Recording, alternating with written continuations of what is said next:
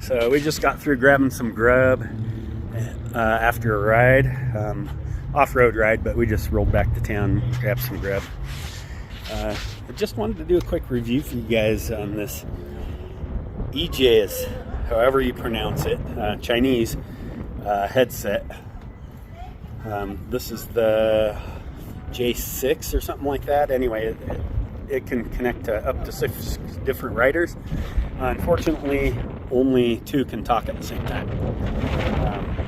So there's some drawbacks, but honestly, so far we've been using these since last year and been pretty happy with them so far. Not that there's not better headsets out there. There's far better headsets, but we got these for, we bought a set of 3 and ended up paying like $20 or a little more than 20 a piece, buying all 3 together, which there ain't other headsets in that price range. How do they work? They're pretty clear until you get up to interstate speeds.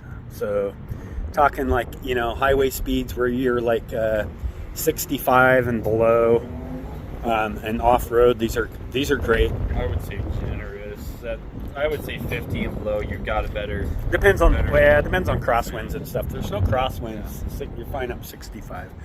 But yeah, they're much better off-road and at lower speeds. And we went into some ravines and stuff today and found that they don't work when there's not much line of sight. So the distance on them's a little bit limited, but overall they're a really good budget option, is what I would say. Just it's kind of, you get what you pay for. They do work though, and I think they're well worth the money. Now, I only use them for comms, so we got 3 of them. Cody has one, and then I got one on my kids' helmet so when they're on the back of the bike, so we can talk. I only use it for comms. Now, Cody, he uses his for listening to music.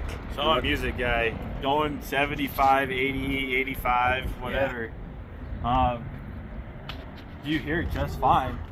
It's a little quieter because of the wind and muffling and all that, but you can turn it up all the way. It sounds great to me. I don't have any problems with it. So might not be for audiophiles, but yeah, Cody likes it and is able to use it even at interstate speeds for listening to music. We have struggle talking at interstate speeds because of wind noise on the mics, I think, is the main problem.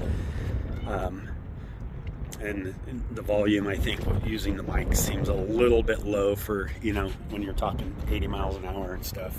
And especially with the crosswinds we get here in Wyoming, they just don't cut it for that. And because of that, eventually I might look for another system.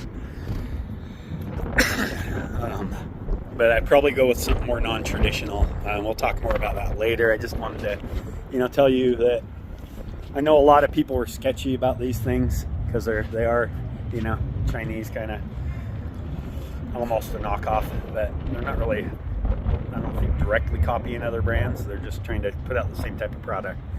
But they work for the price range. They're pretty good. Would you agree, Cody? I definitely agree. Would I buy it again? Yeah, I'd buy it again. Yeah. I'd give it a thumbs up. Probably I'd give it an 8 out of 10. Yeah, I don't know if I'd go an 8 out of 10. If you factor the price in, then yeah, absolutely, I would agree with Cody on that. If price isn't an option, I'd give them more like a 4 or 5 out of 10. They do work, but they're not. They're far from the best. Yep, I agree. Well, yeah, thanks for joining us, guys.